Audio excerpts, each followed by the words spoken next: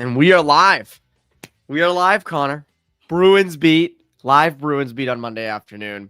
Presented by Prize Picks. Use that promo code CLNS to get $50 in lineups after you play your first $5 lineup. And of course, we are always presented by CLNS Media. We are brought to you by CLNS Media.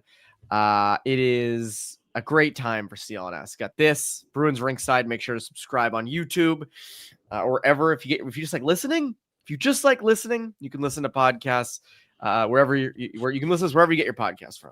Subscribe on Apple, Spotify, Podbean, wherever. And then CLNS, Patriots Press Pass, they're humming. Celtics All Access. It's an incredible time. So make sure to go subscribe. I'm Evan Marinofsky. That is Conor Ryan. Connor, what is up? Evan, doing well. How you doing? Doing great.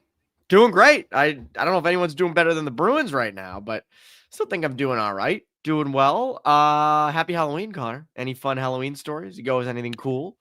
No, I did not. Took my niece trick-or-treating. She was Rosie the Riveter. We went out to Milton, and around the city you don't see that many trick-or-treaters now. Like, we still have like some candy saved that it's more of an excuse that I get to eat all the Reese's cups afterwards because no one actually trick-or-treats. Like, and I do too now. This is my first Halloween with Reese's cups. I was pumped.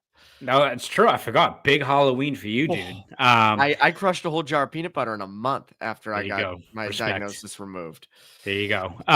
No, but we went out to Milton, whole bunch of trick-or-treaters. So it was good to be out there, see all the different costumes. It's good. I feel like you get a good like zeitgeist of like what is popular these days, and you also feel extremely old off of like what the themes of the Halloween costumes are. So I saw 167 costume. I thought you'd see more. I'm surprised only one. Yeah, just one. But I always appreciate just the very simple ones though. Like there was one like clearly like the dad was ushering like a whole bunch of kids, and he just was dressed as a bar of soap. So it just was a gigantic rectangle that said soap.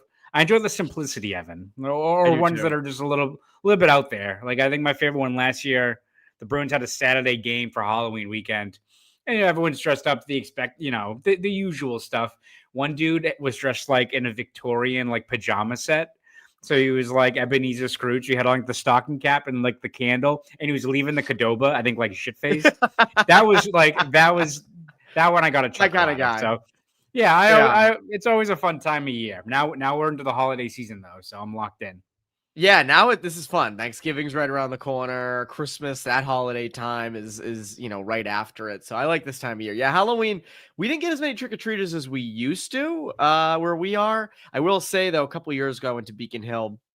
That is a Halloween extravaganza. That is like such a fun time. Everybody, all the kids dressed up, and I didn't go this year, but a couple of years ago I went. It was just such a cool thing. So yeah, Halloween, everybody loves Halloween. Halloween's a fun time. Everybody dresses up as their own things. So I was a dog and my girlfriend was a cat. So we were super original. No one's ever done that costume before. So we very we good. The first. I was a bitter Bruins beat reporter. That's who I was. So. That's what you were. That's what you were this weekend. Bruins have won 4 of 5. By the way, hi Joseph. Joseph said, excuse me, not Joseph. Joshua Zhang. Hi, Evan and Connor. I can't read today, Joshua. It's a Monday. Robert, why do you always eat? Why do you always do these when I'm about to eat? It's perfect. I'm happy to do it. I'm a big eat while watching YouTube guy, so I would love if my favorite podcast always went live. Me just watching just highlights of Phil Leotardo from The Sopranos, like a 15-minute compilation as I eat my dinner. It's like there's nothing to be gained from doing it, but that's how I get locked in. For dinner. For me, it's food videos. I've got to watch food videos while I eat. Like Adam Richman has a series on First We Feast that is absurd. Like I had to stop watching the Kitchen Nightmares and Bar Rescue though, because I can't watch gross. You realize you're going to the places where he's being featured. Exactly. Bruins won 4 of 5. Bruins have won 4 of 5. They had, I thought, their best structural game on Saturday, sort of the model for how they're going to have to beat teams. They beat Carolina 2-1. Saturday afternoon, get goals from Arvidsson, Middlestat. You get a good game out of Swayman, great game out of your D. Like, it's not always going to be that perfect. You're not always going to see that kind of effort. But, like, if there's one game that could model what they're going to need to be under Sturm, it's that one. Yeah, and it's kind of similar to that first game you saw the season against Washington, right? Where You're, defending well in your own zone. You're really clogging up the neutral zone. And then you're kind of playing a little bit of rope-a-dope, right? Offensively, there's going to be extended stretches where it feels like you're struggling to generate looks. And then you land a haymaker or two, right? And you capitalize on your chances. And that's kind of what you saw in this game. I agree. I think it was probably their best overall game. It's kind of how the Bruins need to play. I agree. Does not always mean you're going to grind your way through a 2-1 win, especially against a good Carolina team that was also short a few of their top defensemen out there. But a win's a win, right? You're trying to stack progress. 4 out of 5 is a major step in the right direction from where they were just a few weeks ago, right?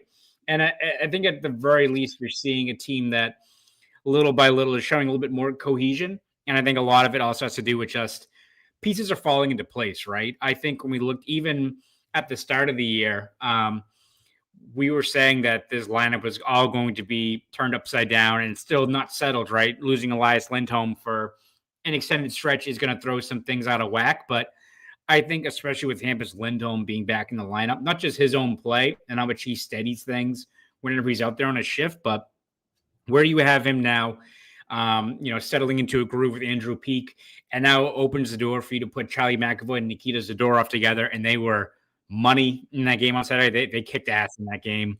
McAvoy, I think, is playing really, really good individual hockey since that pairing's been in place. And then even like Jonathan Aspero, right? Like I think, has been solid for what you're asking him to do on the third D pair. So Lindholm coming back, I think, has stabilized the decor. And then as much as we've kind of, I think, been ragging on him since maybe like July, that second line of Middlestat, Zaka, and Arvidsson playing pretty well right now. Since Middlestat, give credit to him, since he got scratched in that game and come back and has been shifted to the wing, that's a line that's producing. I think since Middlestat's back, they've outscored opponents 4-2.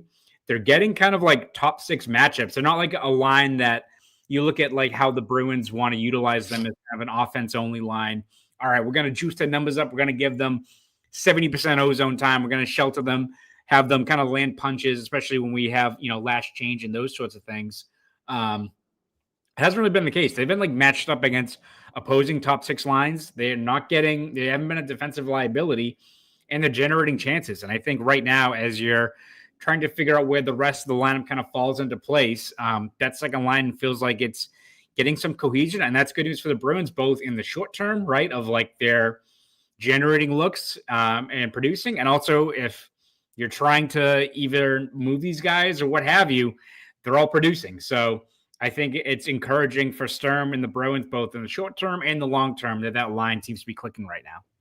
It's good. I think it's funny, like when we were going into this season, we talked a lot about, okay, they're going to be this defensive-minded team. How is someone like Casey Middlestat going to fit in that? He's skillful. He has good vision, but the compete is kind of, low, at least, from what people say. And he's not always the best defensive guy, but he's, since being scratched, as you said, has kind of carved out a role for himself on the wing, and it's worked. And Zaka has been producing quite a bit. Arvidsson has been scoring more, and he's been more impactful than he was at the beginning of the season. And you're right. Like, I don't think re-signing Victor Arvidsson is in the best, unless he turns into, a 40 goal scorer, which I don't think is the case. Like, right. I don't think re-signing Arvidsson is in the cards for this team. And I don't think Middlestat is either. So at the very least, they're boosting their trade value. And those are guys that if they continue to hum and the Bruins are good, well, you can trade those guys for picks or prospects. But yeah, in the short term, like they've worked in this system the last couple of games. I think that's coincided with their best stretch of the season so far, where they've won 4 of 5. Another thing that I think has been a positive of this stretch, we'll get to the defense in a bit, but it's been the goaltending. Korpisalo has 2 phenomenal games last week. Played 2 in a row, pushes Swayman. Swayman comes out against Carolina, and he's dynamite. The only goal that goes in. I thought maybe should have had it. It was kind of around a screen, so I'll give him that. But again, that was the one blemish on the day. I thought he played really well. And, we talked about this last week. Swayman needs to be pushed. I think that's been pretty clear through the beginning of his career. And if you can get these guys to, I'm not going to say always consistently be this good, but just if you can get Korpisalo to be a serviceable guy who plays quite a bit, and Swayman being the starter that we think he can be, I think you're in a much better spot. And I think that the last week has proven it. Yeah, I think that even kind of harkens back to what it was when it was Swayman and Ullmark. And I get that, Ullmark was a Vezina winning goalie here, and that certainly helps. And, you can point to the power of friendship fueling that tandem, right? But like also these are two competitive guys that also I think fed off of that competition, right? Like, yeah, they supported each other and they're best buds and all that stuff, but also you want the net, right? And you get fueled by that when if Olmark was going on a heater, Swayman was ready to go when his next opportunity was there. And vice versa, right? Even like when Swayman went on that heater in the playoffs the last time, like Olmark was a consummate pro, right? Like was saying like, I'm happy for him. Like, yeah, of course I want the net. Like, yeah, I'm not going to complain about it. What's that going to do? Right. Like that's how these guys are wired. When you're a professional athlete, you've been the best at your craft for years and years. So, I think you're kind of seeing something similar. That's how it should play out with Swayman and Korpisalo. Again, you need both those guys to play at a high level. You need like Korpisalo to keep on playing well to push Swayman. And it's not to say that I think last year Swayman was, maybe like got too comfortable, but I think when it does fuel you more when you have your other, goalie partner is playing and getting a second start in a row. The first time that's happened for Korpisalo since he's been here. So it just kind of does ring the alarm a little bit if you're swimming of like, oh, I need to get in gear. And, he definitely wasn't sharp in that game against Ottawa. Again, I don't think anyone really was, but I think it's a good response for Swayman to bounce back with a game like that. And I think it kind of further shows that, it has not been the most seamless start to the year. I think we can say for the Bruins who are still, they just get back to 500, right? There's still a lot of growing pains. There's still a lot of work to be done, especially when it comes to tighten up the D zone and adhering to what Marco Sturm is trying to preach. But I do think one thing that has stood out to me, at least as far as how Sturm has handled this team that has so many different moving pieces, is that he does seem to be pushing the right buttons as far as like usage of players. I think probably the only time I probably would disagree with a move he did was putting Lohrei and McAvoy back together for that Ottawa game, right? Like that one did not go that well. But then it didn't. But then you look at right, like he scratched Middlestat for a game and wasn't playing all that well. Wasn't like the lone guy, but he's the guy that sits, bounces back, and he's got nearly a point per game pace, playing at a really high level in the second line since then, right? I think he's responded. Husandinov's a guy that's been in and out of the lineup, gets an opportunity to get further up the lineup, scores an OT goal, has, remains to be seen if he's going to be your first line center for this entire stretch while Lindholm's out. But again, a guy that is, skates his ass off, has been winning pucks, like doing the little things that is getting rewarded by Marco Sturm after being kind of part of that fourth line carousel to start the year. And then I think you look at what you're hoping to get out of the way the goalie situation is, where he breaks from the goalie rotation, gives Korpisalo a second start, one that I think he deserved after playing really well this week, rewards them, and then you bounce that with Swayman playing really well on Saturday after kind of getting skipped over the rotation. So far, it feels like it's been working pretty well for Sturm as far as how he wants to, know when to push the right buttons, know when to sit guys and how they can respond and what kind of response he's getting out of them. Now we'll see what happens whenever Mason Lohrei gets back in the lineup, because that is the next kind of test. But so far, at least, it does feel like Sturm is making the right calls as far as how to juggle this lineup that still has so many question marks or moving pieces, even at this stage of the season.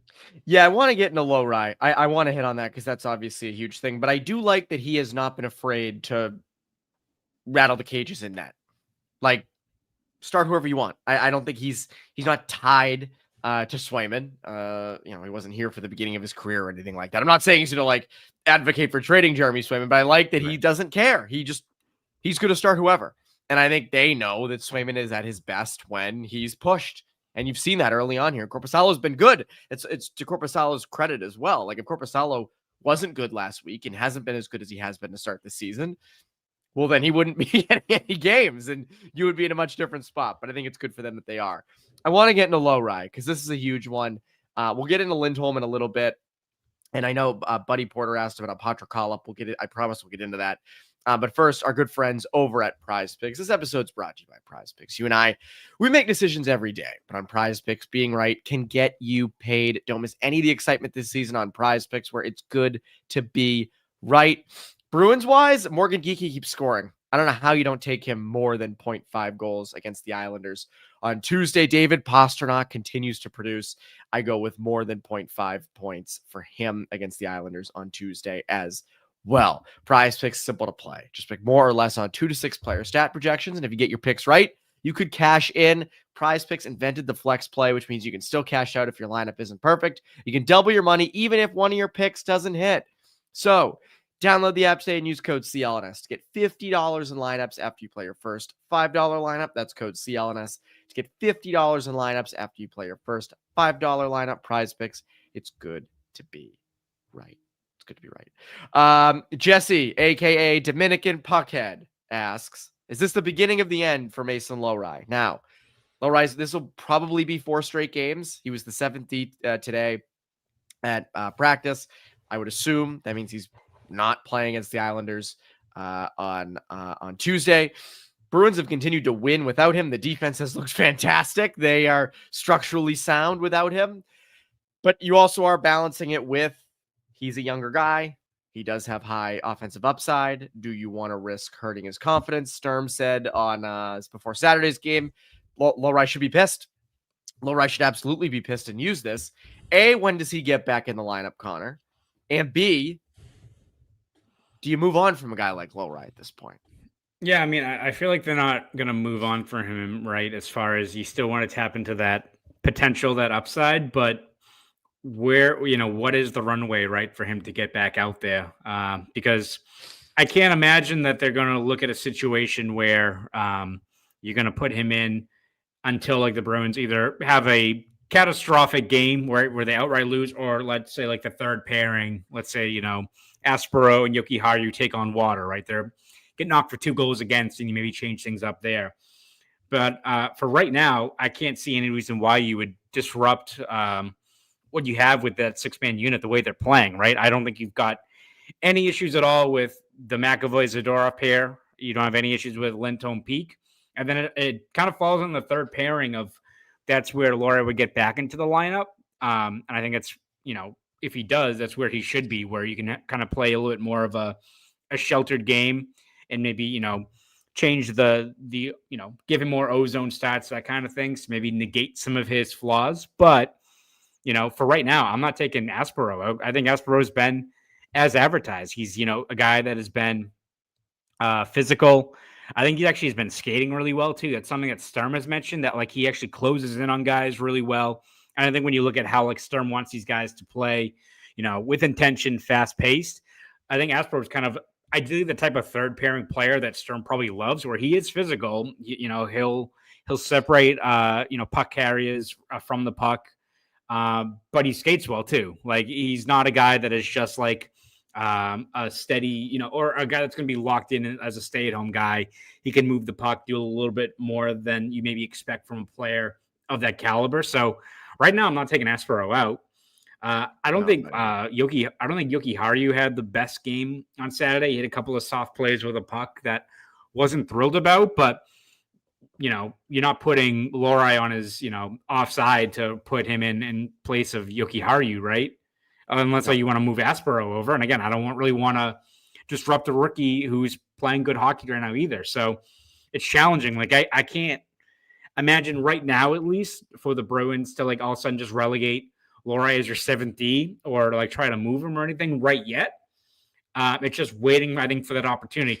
And not to dismay Bruins fans, but like they will eventually lose again. Like, and I feel like when that does happen, no, they won't. I know. I'm sorry. I know. Fake news, Connor. What are you talking about? They're contenders. But when that does happen, or again, like you start seeing some cracks in one of the D pairs, maybe on that third pair, he's going to get back in the lineup. I think, looking at a comment here from Mike Professional saying, Lohrei's 1 game on the third pair. He had 3 assists, right? Like, and then he goes back into the top pair with McAvoy in the game against Ottawa and implodes. So it's not out of the question that Lohrei, if you put him in the right spots on the third pair, it takes up the whole just screen. a gigantic stat bomb from Jesse.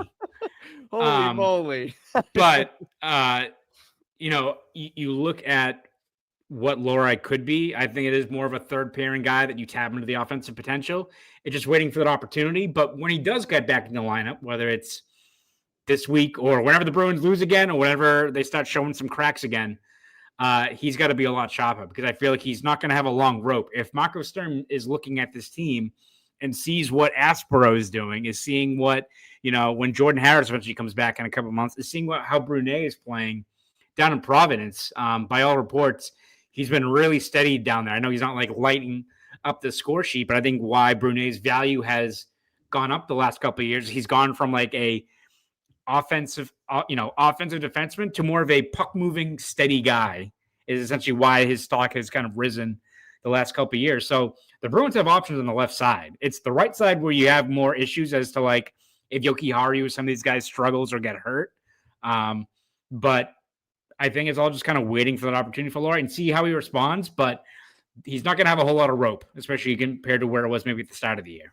No, he's not. And I think that's the difficult part because I do think Lohrei at this point in his career and potentially long-term is a third pairing guy. We talked for years, Connor, about like, well, there's a chance that he's like John Carlson, but even if he is a third pairing power play specialist, like you should be able to use him properly. You should be able tall Shane Gostisbehere, right? Like, yes. Yes. Which like there's value in that third pairing offensive minded defenseman as like a very key role on your team if you can kind of carve out the right minutes and the right usage for him, but he has to settle into that groove. Sorry to cut you off. No, he does. And I think that's the part where like he's still slow on the systems. And I think you see it, the confidence isn't there, right? When he's moving pucks out of his own zone, breaking the puck out, which is typically that's a strong suit for him. When he's turning pucks over and hesitating, that's a lack of confidence. And I think, you mentioned like a short runway for a guy like Lohrei.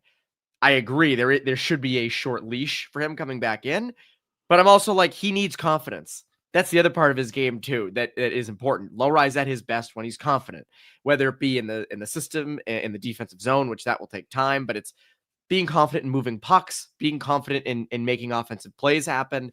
He has to have that.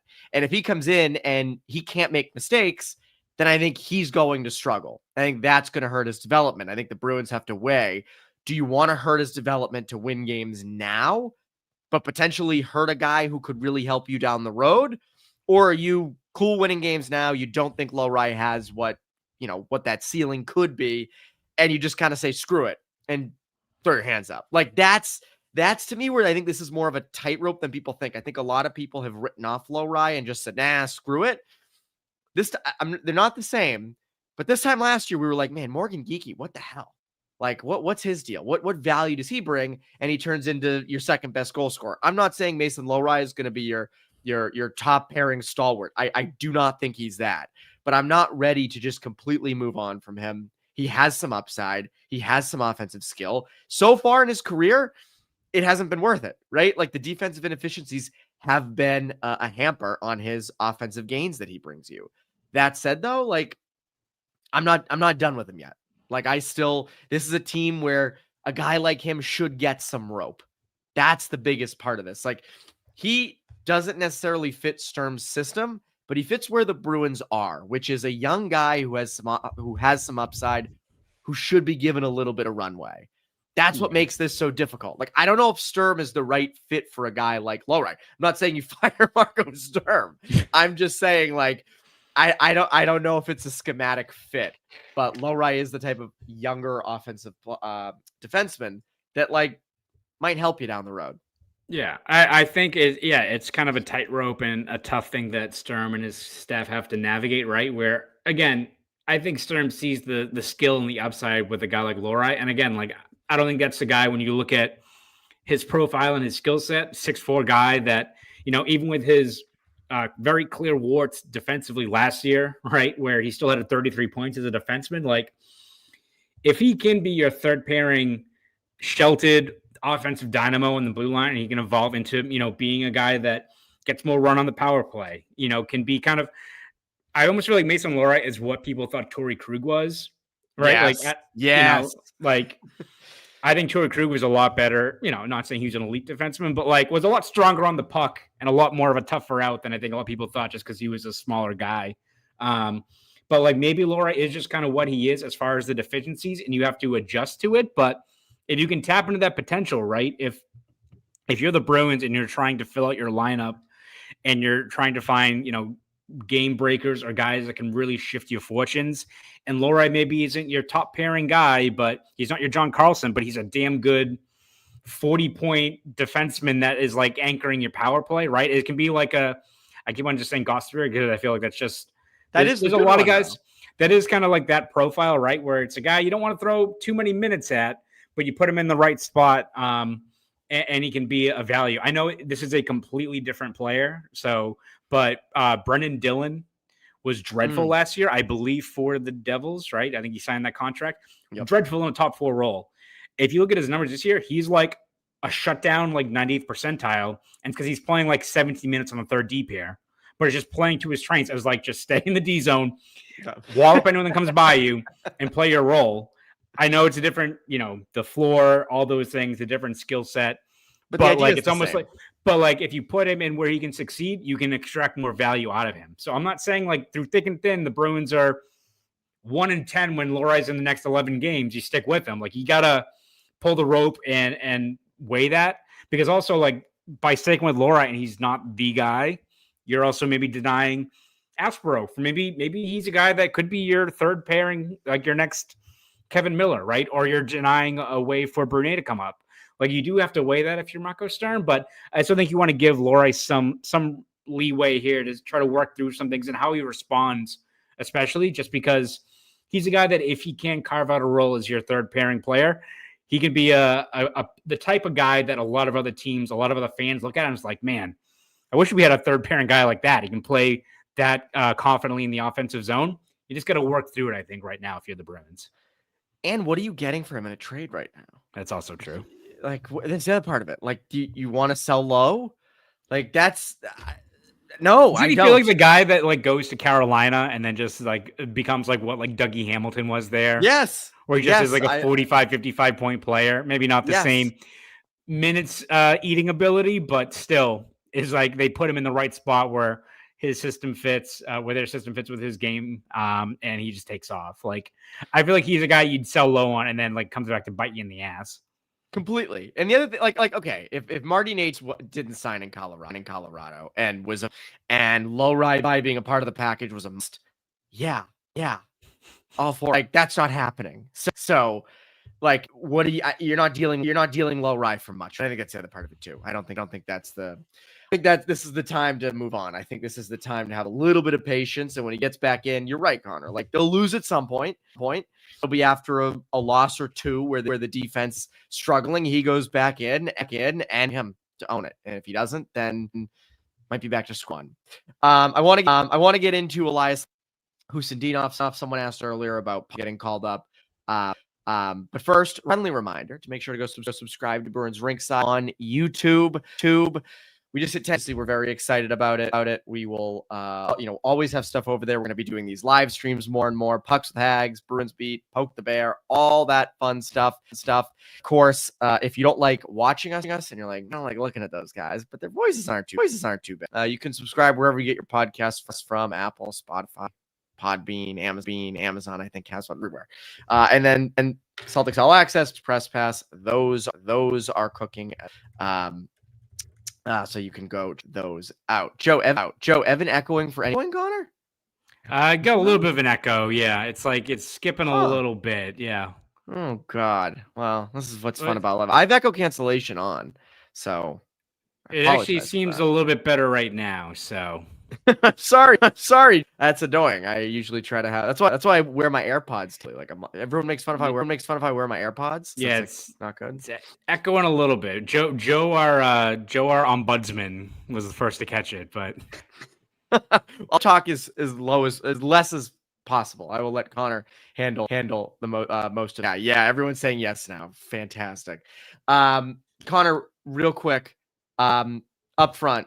I saw you did a podcast with Ty, and you and him were discussing is Husindinov the next Morgan, which is a great one because you were a big Morgan geeky guy. A, is he that? Do you think? Or B, would you be more open to a Matt putting a call up to be the top line center? Yeah, it's very interesting as far as what you do moving forward. You see how these guys are playing down in Providence. It's like all the comments are just like, Evan, what's going on, Get your dude? shit together, Evan, please. No, it is definitely an interesting call the Bruins will have to make. It does seem like it's going to be Husendinov again on Tuesday down on Long Island. Didn't generate a whole lot at like in terms of tangible offense when he was with Geeky and Pasternak on Saturday. Still was like moving his feet, still was trying to make something happen. So I think you want to give him another game or two and see what he can do. But you do at least have options down there. Potter's definitely very intriguing. He did have a fight a few days ago down in Providence, so showing a little bit of that. I think someone said in the comments a little bit more of that piss and vinegar that maybe Bruins fans want to see. Piss and piss.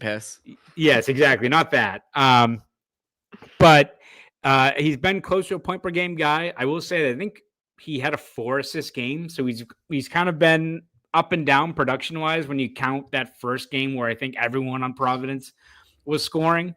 Not saying that's going to bury him, right, as far as, just because he's had a little bit of a lull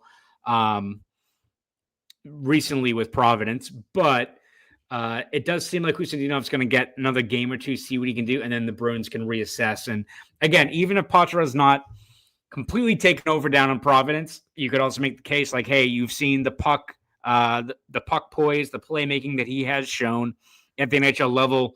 If you want to put in between Morgan Geeky and David Pasternak, maybe that unlocks more out of him, right? Like hell, put him with those two guys. Maybe he has a 2-assist game in one of his first games back up here. So I do have to imagine if like Husendinov doesn't start at least generating tangible offense, the Bruins will have to give a look to a guy like Poitras.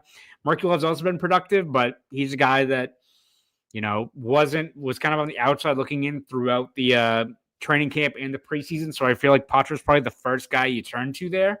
And then, you can make the case they could shift Geeky to center and call up a wing if they want to try, a player like Blumel. Like Sells had, 9 points, I think, so far to start the year. So I know Robert and some people who are much more tuned into Providence probably are killing themselves that I'm probably getting all these stats wrong. But it does feel like for right now, at least, it's going to be Husendinov, see what he can do, see if he can start stringing together, those puck battles that he's winning, those foot races that he's winning, if you can generate a little bit more out of them.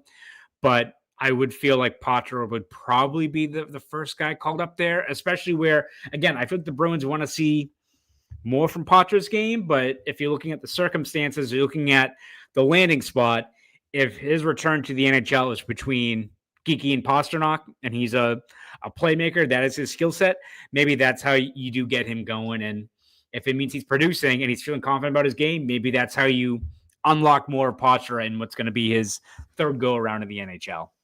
Yeah, hopefully my mic is better, a little. Hopefully I'm not lagging or echoing as bad as I was before. So I don't know if anything happened while you were talking. Is it still bad? It was started off a little slow, and then it feels like it's okay right now. But don't worry, we'll head on a swivel. We'll all of us, and especially people in the comments, will put your feet to the fire if you're stuck. Yes, they'll rip me for it, and they should. I think Connor Husendinov is 23, so you're still a young guy up on that top line, so that can work. I'm like Ashley though. I want to see a runway there with with Pasternak on that top line. He has the experience to do it. I think this is the time to do it. Not saying this is his last shot in the NHL or anything. At least you see, and I think that's a good thing. I think we have Husendinov. Like Husendinov is a guy with speed. He has hands. Like young guy. Hey, like I don't know. We said this about Morgan Geeky last, where it was like, is this guy see it? This guy feels more like a third line center, third line right wing. Ends up being a top line player who scores 33 goals and is on pace for like 40 something this year. So like I'm not going to shut the door on any young player getting a chance up top. So Husendinov gets the next five game, doesn't work out. They bring Poitras in or whatever. I'm fine with that too. As long as younger players are getting their chance, I'm okay with that. Yeah, no, and again, I think you look at Husendinov, even if he's not a first line center in the NHL, right? I was joking after the game on Thursday where he was the OT winner. I was talking to Ty, at the guy and I was like, imagine if he just became like the next William Karlsson. Like he just becomes like a 30-30 guy, like out of nowhere. Would be great for the Bruins. I don't know how realistic that is, but I think even if like he will eventually get bumped off that top line. The way that he's, competing, hounding pucks, showing that speed, it does feel like he's a player that even if he's maybe not a top 6 guy, like maybe he ends up settling into like a third line spot where he's with Jeannot and Minton. If he's like your F1, your first guy in, and he's retrieving pucks and kind of doing the dirty work for the rest of those guys, and it means Jeannot can kind of pocket at the net front, or Minton doesn't have to worry about, being in puck battles. I think he's a good complementary player when he's playing to his strengths, and it's helping out the rest of his playing to his strengths and doing what he can. It's killing me. I also enjoy these live streams because I try to get my train of thought going, and then I'll see a comment and it throws me all off. But no, when I look at what Huseninov is showing, I think it's encouraging. I think it's good to see how he's playing, and it feels like he's trying to, play off of the strengths of the guys around him. It helps when you got David Pastrnak as your line mate, obviously. But we'll see who does the next couple of games. Like, I don't think it's been like a net negative or that line has just been not doing much of anything when he's been there in the middle. Like, he's been winning pucks, just weren't able to generate some chances this last game. But we'll see how he plays off of it. But I think if that doesn't work out and all of a sudden he is pushed down the lineup, one, I don't think he should just be relegated to a fourth line role. And two, you at least have some intriguing options down in Providence if you have to go to that spot. Yeah, my mic's getting roasted. I turn it on and off again. I don't know if it did any. No.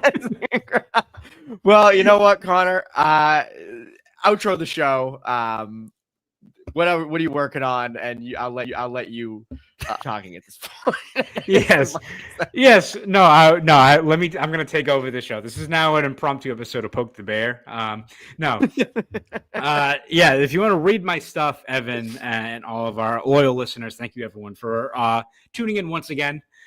You can read my stuff over at boston.com and the Boston Globe. We've covered every step of the way this Bruins season. We got recaps, features, columns, breakdowns, analysis, all that stuff. So please subscribe over there in those two wonderful websites. And if you want to follow me on Twitter, X, whatever you want to call it, you can at Conor Ryan _93. Go do all that, Conor Ryan. I'm Evan Marinofsky. Promise my mic will be better next time. You Bruins listeners have a great rest of your week.